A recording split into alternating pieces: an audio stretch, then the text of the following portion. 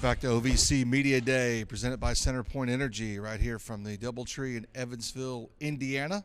This is the site where back in March, or coming forward in March, we'll walk across the Jetway and go to the Ford Center and play the OVC tournament. And these two ladies hope to be a part of that. Rekha Patterson, Kennedi Watkins. Welcome to both of you. Thank you. I got to hang out with Kennedi last night, and they had a great challenge at the basketball shoot there, and it was a close race. Did you win, or did I did not win, but yeah, I didn't win. We'll talk more. we can talk more about that. We had a good the virtual games are the best, though, Yeah, aren't they they? are. Right? It just didn't have the loud crowd. It was pretty wasn't fun. It wasn't the Show Me Center, so it wasn't really. Maybe that's what it was. That's I didn't what it have was. my fans helping me. And your shooting Yeah. backdrop Yeah. and all of that was a little bit depth. Yeah. Welcome to both of you, Rekha.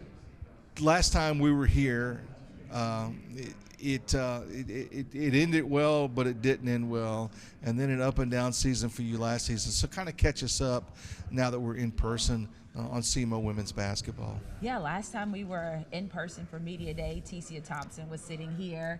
We were going into that year with high hopes. We felt like we had talent, and it was a special year. We were able to cut down the nets, and of course, COVID happened. But we are grateful that our conference tournament was early, because we were one of two teams who got a chance to be an NCAA qualifier. And obviously, you know, last year was not what we wanted, but we are looking for redemption this year and excited about having these young ladies, especially Kennedi Watkins, in our program. So you've got some changes in personnel, so kind of catch us up on that. A staff change or two, I believe. I'm going through all the notes, so kind of catch us up on where you are as far as that goes. Yeah, player-wise, you know, our sophomore class, they played a lot as freshmen, and their maturity from their freshman year to now has been amazing to watch. We're really going to rely on them to be the core and leaders of our team. They're not only talented basketball players, but they're really good people, and they know right and wrong, and they know what it feels like. And obviously they want something different than what they had last year. So we're looking forward to that sophomore class leading us. We've got some transfers that we do think are going to help us out, both JUCO and then D1 transfers. And we've got a freshman who I think is going to be very, very special in a Semo uniform. So you picked in the preseason all-conference team as sophomore. Yes. Talk a Which is little bit about your crazy. no, it's not at all. It's well earned. Talk about your freshman season, though. I think my freshman season, just like as any other freshman, I started off kind of timid. I didn't really know what to expect, but I feel like I just kind of jumped into it. I feel like last year I was learning by doing instead of like watching other people. Like I had to just step into the role, which I feel like really benefited me. It got me the experience that I needed. It allowed me to learn quicker, if I would say, just how to adjust to the game and just how to become, like, find my way basically in the play. So did you expect to play as much as a freshman as you did and contribute the way you did? I didn't think I would play as much as I did. I knew I would get some kind of playing time, but I didn't. I think my cards just fell in my hands and we ran with it. I want to brag on you, Rekha, because as you may know, Kennedi, that's a second-generation basketball coach besides you. It's got to be so neat to kind of, the quote, follow in the footsteps. Kind of talk a little bit about your upbringing, and it had to do a lot with basketball. Absolutely. Both my parents are coaches. My mother has our high school court named after her. She's had a lot of success. She had a lot of success as a high school coach, as well as a Division II coach as well.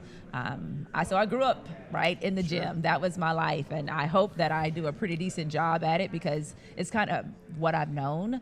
But the thing that I admire most about my mother is not just the wins, it's the relationships that she has and continues to have with her players. It's amazing the number of them that when they come back to our hometown, they make a point to come see her. Or on Facebook, you know, she posts a lot and they will respond on Facebook. And, you know, that's what, when we're into coaching, obviously you want to win games, but you want to make an impact and you want to have a lifelong relationship with your players. What's been the toughest part of this transfer portal, NIL, extra year of eligibility, all those things? How has that impacted, if at all, your program? Well, you know, as coaches, I think we like to plan. and plan as much as we can. And unfortunately, with the transfer portal in and out, you can't really plan. But I think it's a wonderful opportunity for us to look at the players who want to be in a Semo uniform, find the holes that are missing, and maybe be able to go out, like I felt like our coaching staff did this year, go out and find pieces that we need to fit this sophomore class and, again, have a season of redemption. Kennedi, is it safe to put the title of leader on you, or is that something you think should be reserved maybe for a junior or a senior, or kind of give me your thoughts on that? I definitely think this is my year to be a leader. I feel like I'm a consistent player every day, and that I'm somebody that my teammates can look after, that I know like the right way to do things and the right things to do. So I definitely would give myself the role 100%. Okay, so pre-game ritual for you. My pre-game ritual would probably be after I take my nap and head to the Show Me Center, blast my favorite artist. Which one now? My favorite artist is Young Pappy. Okay. I don't know if a lot of people know him, but yeah, he's my favorite artist. And then just once I get to the locker room, just vibe out, put the gear on, make sure everything looks good, and just go out and pray. I pray before I enter the court, and yeah, it's time to play. So when you get in the heat of battle, what kind of player, for those that have not yet seen you play, how would you describe Kennedi Watkins? I would describe Kennedi as a player who is going to get active with you. Nothing easy on both offense and defense. I am an aggressive player, I would say, from like my fouls last year, but I feel like I play hard. Everything that I do, I go out and give 100%. Somebody that is going to take you to the basket. I'm definitely developing my game this year. So I'm just reading the defense, just doing what I can do. What attracted you to Semo? What attracted me to Semo was the genuine vibes from the coaches. I know not every coach stays, but Coach P was very relatable and just genuine. Like, I could tell, like, I was going to get better at Semo, and that was my main goal. That was my main focus and what I wanted to do. So once I just got the vibe and I got the atmosphere, it was just really homely, and I just feel like this is where I need to be. Okay, we're going to ask her to describe her coaching style herself. Okay. But I got to ask it from you looking at Coach P. Looking at her? Yeah, describe it to her. Coach P, your coaching staff style is she knows what she wants. You know exactly what you want. Once you know that a player can do stuff and your expectations, there's nothing but that. Like, you expect the best every time we do something. She's very hard on us, which is not a bad thing. I think, me personally, it's motivation. She's very particular, but at the same time, she knows what she wants to do. Like, she knows what she's talking about. So it's just, I don't know, it's just good. It just fits me.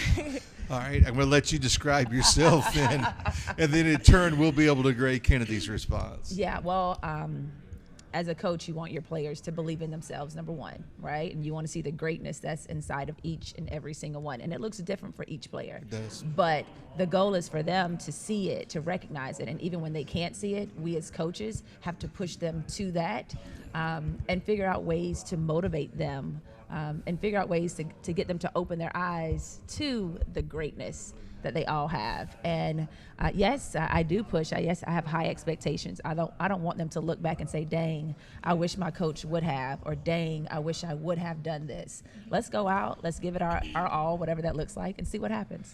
We'll see both of you later on at lunch, so we look forward to it. Thank you for joining us. Can I say one more thing? Absolutely. Sorry. So I'm not sure if people know that, but I coach Brittany Greiner at Baylor, and today is her 32nd birthday, and we all know what's going on with her. And I hope her family and her friends and anyone who loves BG knows that we are all praying for her, and we want her to come home and want to wish her a happy birthday today. Yeah, we need a resolution to it. Yes. We do, for sure. Thanks for sharing that. I Thank appreciate you. it. Absolutely. Semo is halfway done. We've got a really tall head coach coming up here real soon, and a few other great players as we continue here at OVC Media Day, presented by CenterPoint Energy, right here on ESPN+.